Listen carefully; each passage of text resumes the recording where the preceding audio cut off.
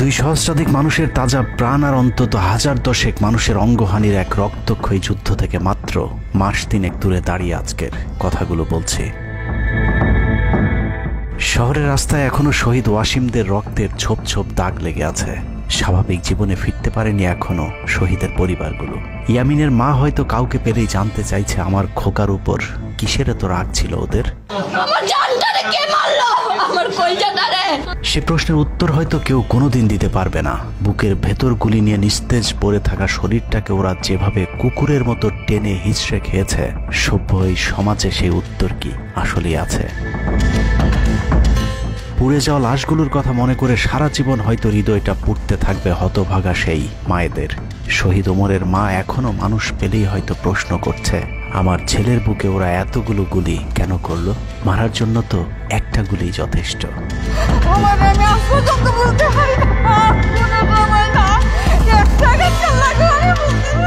তৃষ্ণা পেলে মুগ্ধের মায়ের হয়তো কানে বেজে উঠবে, পানি লাগবে, পানি।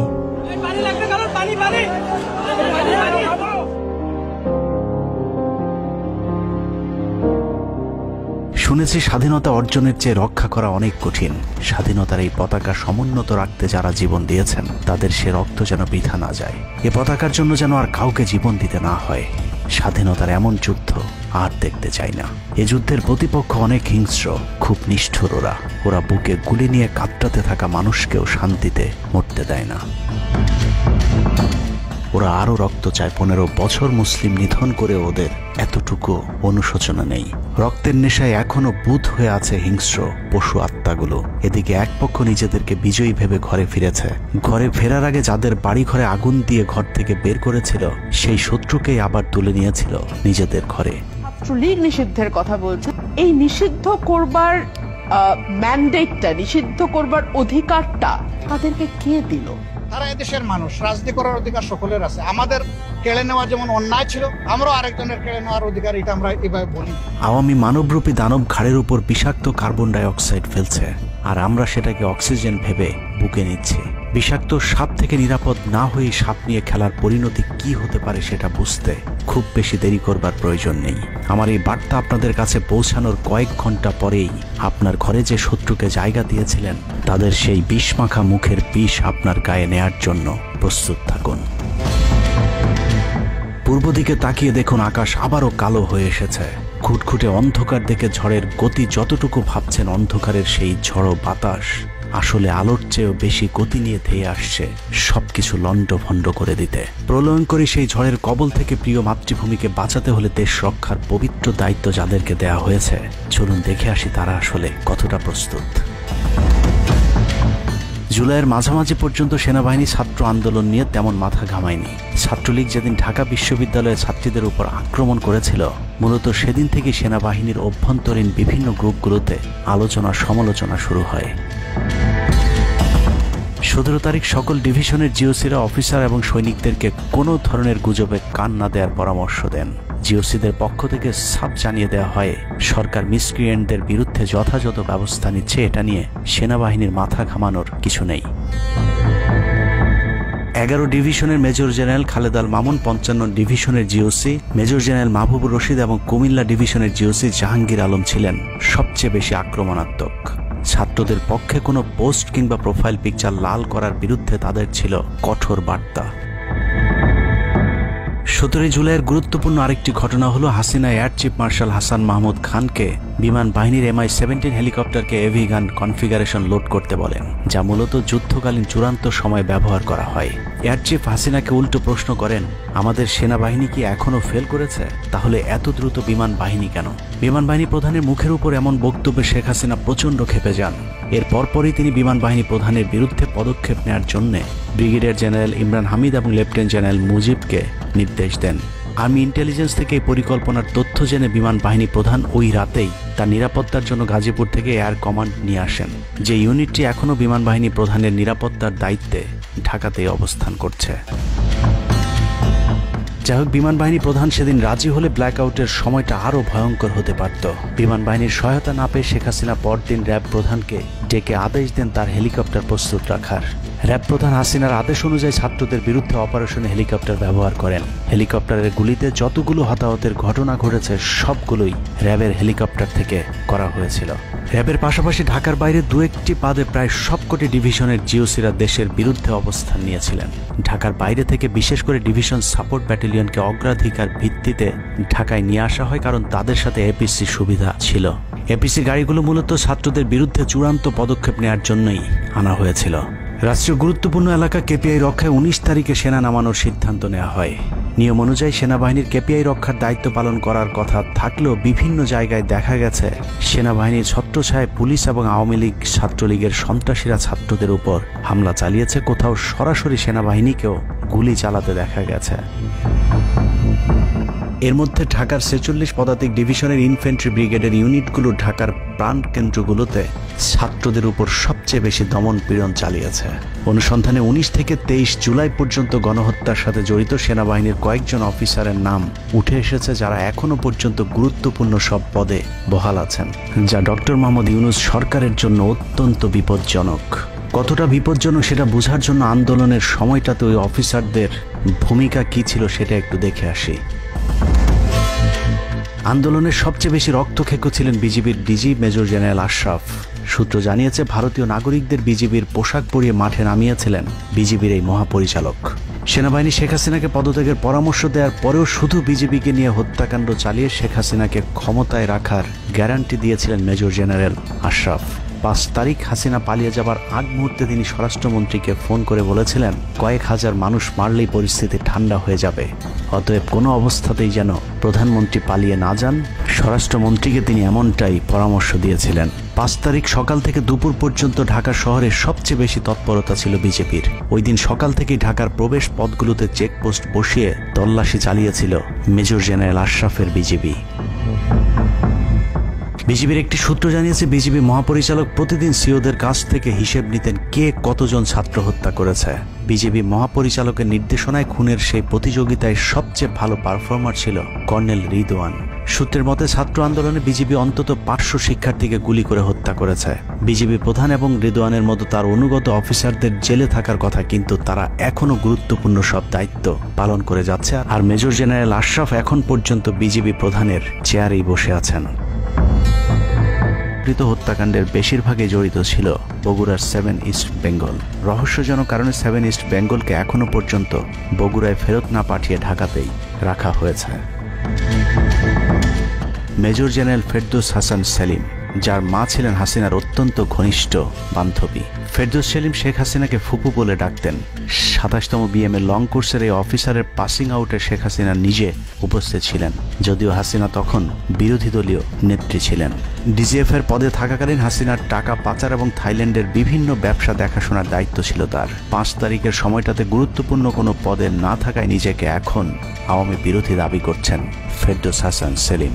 ভয়ঙ্কর বিষয় হচ্ছে ডক্টর মোহাম্মদ ইউনূসকে ভুল বুঝে ইউনূসের মিলিটারি সেক্রেটারির পদে বসে সব কুটচাল চলে যাচ্ছেন major general Ferdous Hasan. Guarantee দিয়ে বলে রাখলাম, সুযোগ পেলে সবার আগে ডক্টর মোহাম্মদ ইউনূসের মিলিটারি সেক্রেটারি নিজেই ইউনূসের গলা চেপে ধরবে। অতএব যত দ্রুত সম্ভব ডক্টর মোহাম্মদ ইউনূসের মিলিটারি সেক্রেটারির পদ থেকে তাকে সরাতে হবে। শেখ হাসিনার গণভবন ঠেকাতে সবচেয়ে বেশি শক্ত বলয় তৈরি করা হয়েছিল। অনুসন্ধানে জানা যায় শেখ হাসিনাকে রক্ষা করতে গণভবনের আশপাশে সেনাবাহিনীর অন্তত 13টি অস্থায়ী চেকপোস্ট বসানো হয়েছিল, যেখানে east Bengal regiment, field regiment artillery, Bangladesh infantry regiment, infantry brigade headquarter সহ সেনাবাহিনীর বেশ কয়েকটি চেকপোস্ট বসানো হয়েছিল শুধুমাত্র শেখ হাসিনাকে রক্ষা করার জন্য। সেনাবাহিনীর এসব আর্মি অফিসারদের সম্মিলিত অপারেশনে ছাত্রদের উপর চালানো হয়েছে নির্মম নৃশংস হত্যাযজ্ঞ। কিন্তু এই হত্যাকাণ্ডই সেনাবাহিনীর ভেতরে থাকা দেশপ্রেমিক অফিসারদের বিবেকের দরজা খুলে দিয়েছিল। 20 থেকে 23 জুলাই ইন্টারনেট বন্ধ করে যে পৈশাচিক হত্যাকাণ্ড চালানো হয়েছে, সেই দৃশ্য যখন একের পর এক সামনে আসতে শুরু করেছিল, তখন সাধারণ মানুষ যেভাবে স্তম্ভিত হয়েছিল, ঠিক একইভাবে সেনাবাহিনীর বিবেকবান জুনিয়র এবং মধ্যম সারির অফিসারদেরকেও ব্যাপকভাবে নাড়া দেয়। ভিডিওগুলো যত ছড়িয়ে পড়ছিল ততই থমথমে হয়ে উঠতে থাকে সেনাবাহিনীর অভ্যন্তরীণ পরিবেশ।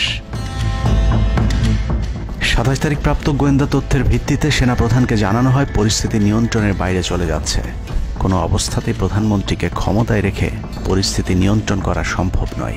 গোয়েন্দা ওই রিপোর্টে আরও জানানো হয়, সেনাবাহিনীর ভেতরে বিদ্রোহের আশঙ্কা দেখা দিয়েছে। বিশেষ করে মধ্যম সারি এবং জুনিয়র অফিসারদের ভেতর ব্যাপক অসন্তোষ লক্ষ্য করা যায়। একই রিপোর্ট প্রধানমন্ত্রীর অফিসকেও অবহিত করা হয়।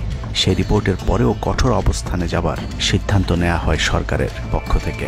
এদিকে গোয়েন্দা রিপোর্টের প্রেক্ষিতে সেনা ইউনিটের মধ্যম সারি, জুনিয়র অফিসার এবং সৈনিকদের উপর কঠিন সামরিক গোয়েন্দা নজরদারি চলতে থাকে, যে কারণে প্রচণ্ড ক্ষোভ থাকলেও কোনো ধরনের পূর্ব প্রস্তুতি ও পারস্পরিক যোগাযোগ না থাকায় সেনাবাহিনীর দেশপ্রেমিক অফিসার ও সৈনিকেরা কিংকর্তব্য বিমূঢ় হয়ে পড়েন। 27-28 দুই দিন এভাবেই টান উত্তেজনার মধ্য দিয়ে কেটেছে। 29শে জুলাই শেখ হাসিনাকে পরিস্থিতি সম্পর্কে ধারণা দিতে সেনাপ্রধান সারা দেশের অফিসারদেরকে নিয়ে সেনা সদরের হেলমেটে একটি ভিডিও টেলিকনফারেন্সে দরবার গ্রহণ করেন। সেই কনফারেন্সে অপারেটরের অসাবধানতাবশত স্ক্রিনে হঠাৎ করে ক্যামেরা টার্ন অফ করা HPM নামে একটি বক্স ভেসে উঠেছিল। এরপরে উপস্থিত অফিসারেরা হাসিনার উপস্থিতির বিষয়টি বুঝে ফেলেন। অনেকের ধারণা শেখ হাসিনা উপস্থিত আছেন এটা বুঝাতেই HPM বক্সটি সবাইকে দেখানো হয়েছিল, যেন কেউ কোনো ধরনের অভিযোগ করতে না পারেন। কিন্তু সবাইকে অবাক করে বেশ কয়েকজন অফিসার তাদের ক্ষোভের কথা জানান। এর মাঝে রাজশাহী CMH এর একজন মেজর র্যাঙ্কের নারী চিকিৎসক 19 থেকে 23 তারিখ পর্যন্ত চলা ছাত্র হত্যার বিভীষিকাময় বর্ণনা তুলে ধরে আবেগী এক বক্তব্য দেন। সূত্র জানিয়েছে, এ সময় সেনাবাহিনীর কয়েকজনকে কাঁদতে দেখা গেছে। একদিকে সেনাবাহিনীর উচ্চপদস্থ অফিসারদের মারমুখী অবস্থান, অন্যদিকে বেশিরভাগ জুনিয়রদের নিষ্ক্রিয়তার মধ্য দিয়ে সেনাবাহিনীতে স্পষ্ট দুটি ভাগ লক্ষ্য করা যায়। এরই মধ্যে সেনাবাহিনীর কাছে প্রাপ্ত গোয়েন্দা তথ্য অনুযায়ী যে কোনো সময় সেনাবাহিনীতে বিদ্রোহ দেখা দিতে পারে। বিশেষ করে লেফটেন্যান্ট কর্নেল থেকে নিচের অফিসারদের ভেতর ব্যাপক ক্ষোভের বিষয়টি গোয়েন্দা প্রতিবেদনে জানানো হয়। সেই প্রেক্ষিতে 3 তারিখ শর্ট নোটিসে আরেকটি টেলিকনফারেন্স কল করা হয়। মূলত ওই রিপোর্টের প্রেক্ষিতে হাসিনার বিশ্বস্ত ওয়াকার হাসিনা থেকে মুখ ফিরিয়ে নেন, কারণ হাসিনাকে বাঁচাতে গিয়ে তিনি নিজের জীবন বিপদে ফেলতে চাননি। 3 তারিখ কনফারেন্সের শুরুতেই সবাইকে ঠান্ডা রাখতে একটি মোনাজাত করা হয়েছিল। যে মোনাজাতে গুরুত্বপূর্ণ একটি দোয়া ছিল, রাব্বানা লা তাজআলনা মাআল কওমিজ জালিমিন, অর্থাৎ হে আল্লাহ, আমাদেরকে জালিম সম্প্রদায়ের অন্তর্ভুক্ত করবেন না। এ সময় পুরো দরবার রুমে পিন পতন নীরবতা লক্ষ্য করা গেছে। মূলত ওই মোনাজাতের মধ্য দিয়ে ফয়সালা হয়ে যায় সেনাবাহিনী কাদের পক্ষে দাঁড়াবে।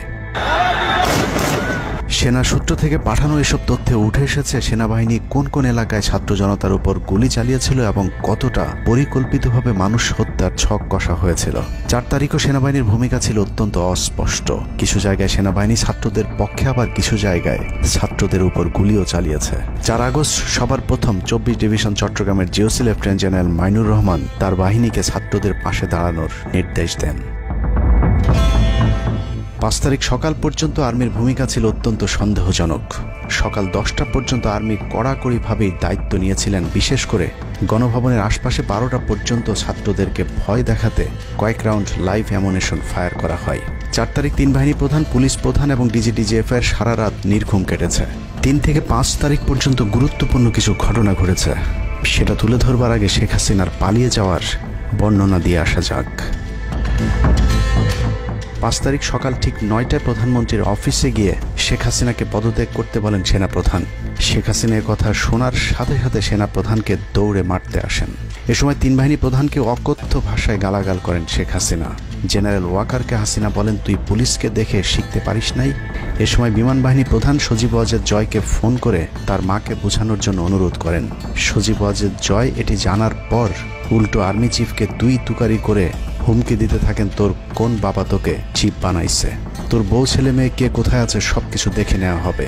রাগান্বিত হয়ে এরপরে সজীব ওয়াজেদ জয় লাইভে গিয়ে আবল তাবল বকতে থাকেন। ঠিক আছে, শেখ হাসিনার পর আপনাদের কি হবে সেটা আমারও চিন্তার বিষয় না, আমার পরিবারের আর চিন্তার বিষয় না, আপনারা বুঝবেন। এরই মধ্যে 9:30 বেজে যায়। শেখ হাসিনাকে কোনোভাবে রাজি করাতে না পেরে সেনাপ্রধান হাসিনাকে 2টি বিকল্প দেন, পদত্যাগ অথবা গ্রেফতার। ওদিকে মিরপুরে বসানো সেনাবাহিনীর চেকপোস্টগুলো খুলে দেওয়া হলে বিনা বাধায় গণজোয়ার ঢুকে পড়তে থাকে। মবটি যখন গণভবন থেকে মাত্র 20 মিনিটের দূরত্বে চলে আসে, এ সময় সেনাবাহিনী এক প্রকার জোর করে শেখ হাসিনাকে পদত্যাগপত্রে সই করান। এ সময় SSF-এর 2-1 এগিয়ে আসতে চাইলেও সেনাপ্রধান হাত ইশারা করলে তারা জায়গায় দাঁড়িয়ে থাকেন। পদত্যাগের পর শেখ হাসিনা জাতির উদ্দেশ্যে ভাষণ দেওয়ার অনুরোধ করলে সেনাপ্রধান হাসিনাকে বলেন, জীবন বাঁচাতে চাইলে দ্রুত গাড়িতে গিয়ে উঠুন, জনগণ গণভবনে ঢুকে পড়ছে। সেনাবাহিনীর মতে শেখ হাসিনা সেদিন মাত্র 5 মিনিটের জন্য বেঁচে গিয়েছেন, তা না হলে জনগণ তাকে ধরে ফেলত। হাসিনাকে গণভবন থেকে উদ্ধার করে বিমানে ভারত পাঠিয়ে দেওয়ার জন্য মোট 3টি রুট প্ল্যান করা হয়েছিল। প্ল্যান এ, গণভবন থেকে গাড়ি বহরে বিমান বাহিনীর ব্লু স্কাই স্কুলের গেট দিয়ে তেজগাঁও বিমানবন্দরে ঢুকে ঢাকা সেনানিবাসে প্রবেশ এবং তারপর বিএএফ বেস দিয়ে বিমান বাহিনীর রানওয়েতে প্রবেশ। সেখান থেকে বিমান বাহিনীর C-130 যে বিমানে ভারতে উড্ডয়ন। দুর্ভাগ্যজনকভাবে ততক্ষণে বিপ্লবী জনতার শেওড়াপাড়া রাস্তা দিয়ে বিমান বাহিনীর ব্লু স্কাই স্কুলের গেট ক্রস করে আগারগাঁও চৌরাস্তা পর্যন্ত চলে এসেছিল। ওদিক দিয়ে ক্যান্টনমেন্টের জাহাঙ্গীর গেটও ছাত্র জনতার দখলে, তাই গণভবন থেকে গাড়িতে করে ঢাকা সেনানিবাসে ঢোকার সব পথ বন্ধ হয়ে গিয়েছিল, যে কারণে প্ল্যান বি অবলম্বন করতে হয়েছিল হাসিনাকে উদ্ধারকারীদের। প্ল্যান বি অনুযায়ী গণভবন থেকে বিমান ঘাঁটিতে যাওয়ার তখন একটাই পথ বাকি ছিল, তা হলো হেলিকপ্টারে যাওয়া। বিমান বাহিনীর MI-17 হেলিকপ্টার চন্দ্রিমা উদ্যানের পাশে বাণিজ্য মেলার মাঠে এসে অবতরণ করে। খুনি হাসিনা চন্দ্রিমা উদ্যানের পাশের রাস্তা দিয়ে বাণিজ্য মেলা মাঠে প্রবেশ করে এবং সেখান থেকেই হেলিকপ্টারে করে বিমান বাহিনী ঘাঁটিতে নিয়ে যাওয়া হয় তাকে। সেখানে গিয়ে তারেক সিদ্দিকী এবং সালমান এফ রহমানের জন্য কিছুক্ষণ অপেক্ষা করে শেখ হাসিনা। তবে শেষ পর্যন্ত সালমান এফ রহমানের পৌঁছাতে দেরি হয় শেখ হাসিনাকে নিয়ে কোনো গন্তব্য ছাড়াই 10টা 45 মিনিটে উড়াল দেয় বিমান বাহিনীর C-130 জুলিয়েট বিমানটি। সাধারণত বিমানের রুট ব্যবহারে কোড ব্যবহার করতে হলেও সেটা করেনি। রাডার ফাঁকি দিতে জীবনের ঝুঁকি নিয়ে এই পদ্ধতি অবলম্বন করা হয়েছিল। ফুল ফুয়েল লোড করা হয়। ভারতে যদি জায়গা না হয় তাহলে যেন মধ্যপ্রাচ্যের কোনো দেশ পর্যন্ত চলে যাওয়া যায়। মোট 9 জন পাইলটকে নিয়ে বিমানে ওঠানোর পর কোনো ধরনের নির্দেশনা বা ম্যাপ প্ল্যানিং ছাড়াই পাইলটদেরকে বলা হয় টেক অফ করতে। বিমানটি প্রথমে যশোরের উপর দিয়ে কলকাতায় পৌঁছালে সেনাপ্রধান জাতির উদ্দেশ্যে ভাষণের ঘোষণা দেন, কিন্তু কলকাতায় ল্যান্ডিংয়ের পারমিশন না দিলে সেখান থেকে শেখ হাসিনাকে বহন করা বিমানটি চলে যায় আগরতলায়। আগরতলায় পারমিশন না পেয়ে আবারও দিল্লির দিকে উড়াল দেয়। সেখান থেকে দিল্লি গেলে সেখানেও রিফিউজ করা হয়। দিল্লি বিমানবন্দরে নামতে না দিলে অনিশ্চয়তা দেখা দেয় শেখ হাসিনাকে বহন করা বিমানটির ভারতে অবতরণ নিয়ে। বিমানের একজন পাইলটের বরাত দিয়ে জানা যায়, এভাবেই উদ্দেশ্যহীনভাবে দীর্ঘক্ষণ ঘুরতে থাকার পর জরুরি অবতরণের সিদ্ধান্ত নেওয়া হয়। তবে জরুরি অবতরণের ঠিক আগ মুহূর্তে দিল্লির গাজিয়াবাদ এয়ারবেজে নামার অনুমতি পায় C-130 জুলিয়েট, যেখানে অজিত ধওয়াল তাকে রিসিভ করেন। অবতরণে জটিলতার কারণেই 5 তারিখ সেনাপ্রধান জাতির উদ্দেশ্যে ভাষণ দিতে বারবার দেরি করছিলেন, কারণ তিনি নিশ্চিত হতে চাচ্ছিলেন শেখ হাসিনা ভারতে অবতরণ করেছেন।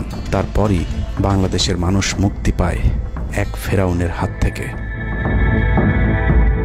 হাসিনা পালিয়ে যাওয়ার সেই খবর পৃথিবীর সবাই জানে, কিন্তু 3 থেকে 5 তারিখ পর্যন্ত ক্যান্টনমেন্টে কিছু ঘটনা ঘটেছে যেই ঘটনা এখনো আমাদের কাছে অজানা। 3 তারিখ সেনাপ্রধানের ওই ভার্চুয়াল মিটিং এর পর মোটামুটি নিশ্চিত হয়ে যায় শেখ হাসিনা অধ্যায় বাংলাদেশের শেষ। শুরু হয় ভারতের প্ল্যান বি বাস্তবায়নের প্রক্রিয়া। 3 তারিখ রাতে আসিফ নজরুলের সাথে ডিজিএফআই কার্যালয়ের পাশের একটি ভবনে আসিফ নজরুলের ঘনিষ্ঠ বন্ধু major general Hamid, lieutenant general Mujib এবং মেজর জেনারেল ফেরদৌস সেলিমের একটি গোপন বৈঠক হয়, যেখানে ভারতীয় গোয়েন্দা সংস্থার 16 জন কর্মকর্তা উপস্থিত ছিলেন। মূলত 5 তারিখ শেখ হাসিনা পদত্যাগ করার পর করণীয় নির্ধারণ করতেই ওই বৈঠক অনুষ্ঠিত হয়। দীর্ঘ বৈঠক শেষে মোট 3টি বিকল্প নির্ধারণ করা হয়। প্রথমটি জরুরি অবস্থা জারি করে সেনাবাহিনীর হাতে ক্ষমতা দেয়া, দ্বিতীয়টি আসিফ নজরুলকে প্রধান উপদেষ্টা করে একটি অন্তর্বর্তীকালীন সরকার গঠন। অন্তর্বর্তীকালীন সরকারের ভেতরে যেন ভারতীয় বলয়ের লোকজন বেশি সংখ্যায় রাখা যায় সেটা নিশ্চিত করার ব্যাপারেও আলোচনা হয় বৈঠকে, এবং সেটা নিশ্চিত করতে আসিফ নজরুলের পেছনে সেনাবাহিনীর ওই অংশটির সর্বোচ্চ সাপোর্ট থাকারও নিশ্চয়তা দেওয়া হয়। মূলত আসিফ নজরুলকে সামনে রেখে সেনাবাহিনীর মাধ্যমেই দেশ চালানোর পরিকল্পনা করা হয়েছিল 3 তারিখের ওই গোপন বৈঠকে। 4 তারিখ 3 বাহিনী প্রধানের মধ্যে দফায় দফায় বৈঠক চলেছে। সেই বৈঠক থেকে সিদ্ধান্ত হয় 5 তারিখ সকাল 9টার মধ্যে শেখ হাসিনাকে চূড়ান্তভাবে পদত্যাগের বিষয়টি জানিয়ে দেওয়া হবে। এর পরপরই আসিফ নজরুলকে আবারও ক্যান্টনমেন্টে ডেকে আনা হয় এবং শেখ হাসিনার পদত্যাগের পর আওয়ামী নেতা কর্মীদেরকে যতটা সম্ভব নিরাপত্তা দেয়া, বেসরকারি বিভিন্ন প্রতিষ্ঠানগুলোতে যতটা সম্ভব আগের কর্মকর্তাদেরকে রেখে দেয়া এবং বিটিআর হত্যাকাণ্ড নিয়ে কোনো ধরনের পদক্ষেপ না নেওয়া সহ বেশ কিছু করণীয় ঠিক করে দেওয়া হয়। দীর্ঘ সেই আলোচনার কারণে 4 তারিখ সারা রাত ক্যান্টনমেন্টে অবস্থান করেছেন আসিফ নজরুল। তাৎক্ষণিক আসিফ নজরুলের কাঁধে দুটি দায়িত্ব দেয়া হয়: আর্মির প্রতি সকলের আস্থা তৈরি করা এবং হাসিনার পদত্যাগের পরপর ছাত্রদেরকে সেনাবাহিনীর নিয়ন্ত্রণে নিয়ে আসা। কথা মতো আসিফ নজরুল 4 তারিখ রাত এবং 5 তারিখ খুব সকালে ক্যান্টনমেন্টে বসে ফেসবুকে তিনি দুটি পোস্ট করেন। পোস্টের প্রথমটি 4 তারিখ রাতে সেনাবাহিনীকে প্যাট্রিয়ট সম্বোধন করে করা হয়, যেন সেনাবাহিনীর প্রতি ছাত্র জনতার আস্থা বেড়ে যায়, এবং পরেরটি সংখ্যালঘুদের বাড়িঘরে হামলা না চালানোর অনুরোধ করে পোস্ট করা হয়। দুপুর 12টার আগে আসিফ নজরুলের করা হিন্দুদেরকে নিয়ে ওই পোস্টে প্রমাণ করে আসিফ নজরুল আগে থেকেই জানতেন কিছুক্ষণ পর আসলে কি ঘটতে যাচ্ছে। আমরা এখন আর্মি চিফের সাথে একটা আলোচনায় আছি।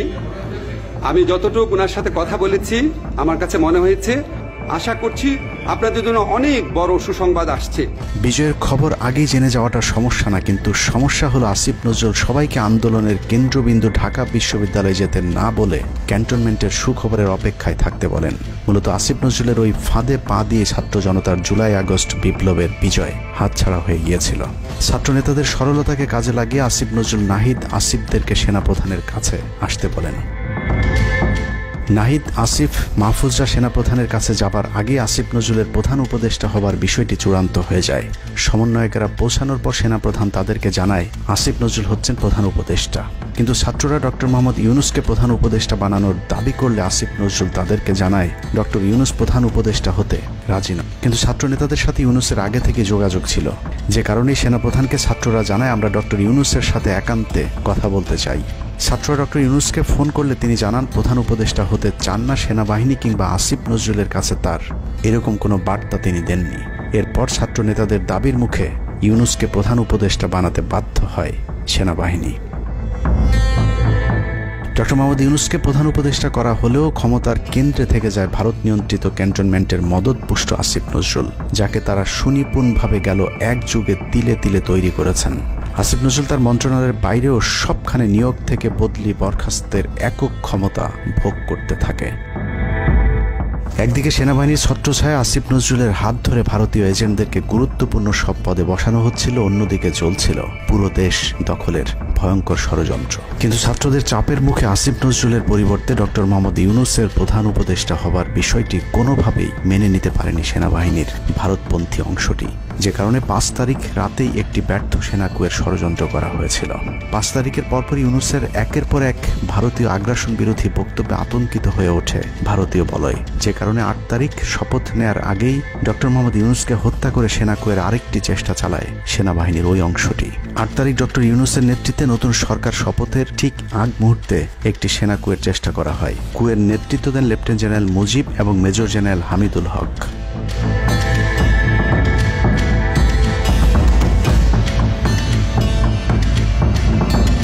কিন্তু পশ্চিমা একটি গোয়েন্দা সংস্থা বিষয়টি দ্রুত সেনাপ্রধানকে জানালে জেনারেল ওয়াকার তাদের পরিকল্পনা ভণ্ডুল করে দেয়। সেনাপ্রধান তাৎক্ষণিকভাবে লেফটেন্যান্ট জেনারেল শামীমকে পিএসও এএফটি থেকে সিজিএস হিসেবে নিয়োগ দেন এবং মুজিবকে কিউএমজি থেকে আটডগে বদলি করেন, যদিও 8 তারিখ রাত থেকেই মুজিব পলাতক রয়েছেন।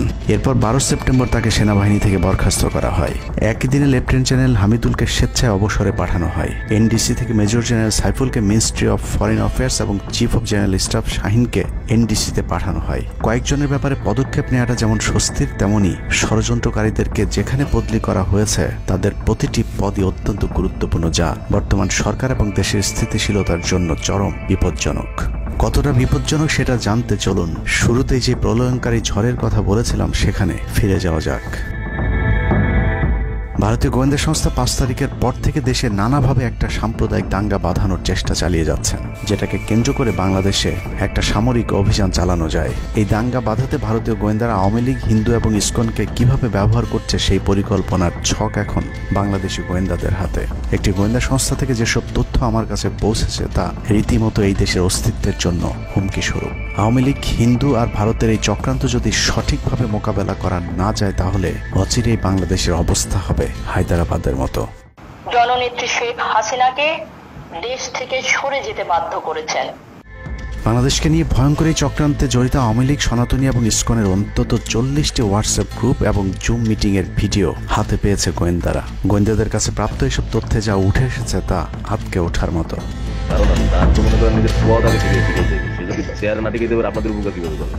সেনাপ্রধান জামাত হলে এতদিন আওয়ামী লীগ বাইকে ফেলা দিত, ঠিক আছে? এটা তো আমাদেরও আওয়ামী লীগেরও একটা গেম হতে পারে, বলা যায় জামাত শিবিরের উপরে সব চাপা দিতে পারে, এটাও হতে পারে। এসব গ্রুপগুলোতে রীতিমতো বাংলাদেশের বিরুদ্ধে যুদ্ধের প্রস্তুতি চলছে। গ্রুপে তাদের সাথে সাবেক আওয়ামী লীগ সরকারের শীর্ষস্থানীয় নেতা থেকে বর্তমান সেনাবাহিনীতে চাকরিরত জেনারেল পর্যন্ত মাঝে মধ্যেই নাকি যোগ দিচ্ছেন। নানক ভাই থেকে শুরু করে আমাদের সুজিত দা, তারপর আরো অনেক টপ লেভেলের যারা মন্ত্রী, মিনিস্টার, প্রতিমন্ত্রী, তারপরে ইভেন কামাল ভাই। তো এখন বিষয়টা হচ্ছে যে ইভেন রাষ্ট্রপতির যে একেবারেই মানে কি বলে, তার যে একেবারে মানে রাইট হ্যান্ড সচিব, উনিও আমাদের সাথে 2 দিন জয়েন করছেন। তো এখন ওনারা আসলে ভালো হইতো, যারা যারা আসেন আসলে ভালো হইতো। অনেক আমাদের এখানে প্রায় 12 থেকে 13 জন আপনার এমপি এসে কথা বলেছেন, যেটা আপনারা জানেন না। ঠিক আছে, বাংলাদেশে একেবারে টপ লেভেল সামরিক বাহিনীর 4 থেকে 5 জন জেনারেল লেভেলের লোকজন ওনারা এসে এখানে বসে থেকে আমাদের লাইভ শুনে গেছেন। আমাদের প্রধানমন্ত্রী উনি নিজে এসে বসে থেকে গেছেন। গ্রুপের সবচেয়ে ভয়ঙ্কর তথ্য পাওয়া গেছে ভুয়া মুক্তিযোদ্ধা জেডাই খান পান্নার মেসেজ থেকে। আওয়ামী এই আইনজীবী শহীদ সাইফুল ইসলাম আলিফের হত্যাকাণ্ড নিয়ে চাঞ্চল্যকর তথ্য দিয়েছে জেডাই খান পান্না। একটি চ্যাটিংয়ে তিনি লিখেছেন, দাড়িওয়ালা উকিল বেশি হয়ে গিয়েছে, আরো 2-1টারে খেয়ে দাও, আদালতে আমরা আছি, এখন অল্প কদিন জেলে থাকলেও 30 তারিখের পরে পুরস্কার পাবা। আরেকটি মেসেজে তিনি লিখেছেন, সুযোগ হাতছাড়া হয়েছে তোমাদের কারণে, কালকে সব হয়ে যেত। পরিকল্পনা ছিল কুপিয়ে মারার পর হিন্দুদের বাড়িতে হামলা হলে ভারত থেকে ট্রুপ চলে আসবে। ওরা যেহেতু হামলা করেনি, তোমাদেরই উচিত ছিল নিজেরা নিজেদের বাড়ি ঘরে আগুন দেওয়া। পেছনের ঘটনা বাদ দিয়ে 30 তারিখের পরিকল্পনায় মনোযোগী হও সবাই।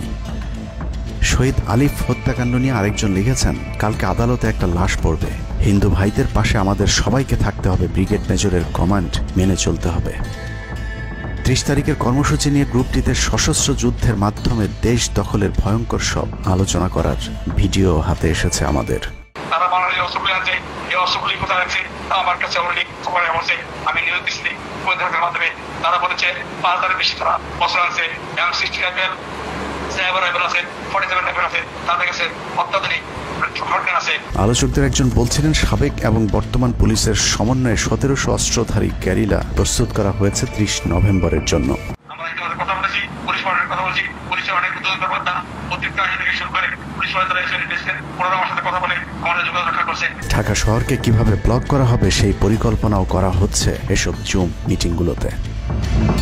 আমাদের কাজ হলো আব্দুল্লাহপুর, আব্দুল্লাহপুর, আশুলিয়া, টঙ্গী আছে, আমরা উত্তরা ওইটা একটা ব্লক দিবেন, তাহলে আমরা খুব সহজেই আমাদের কাজ সফল করব।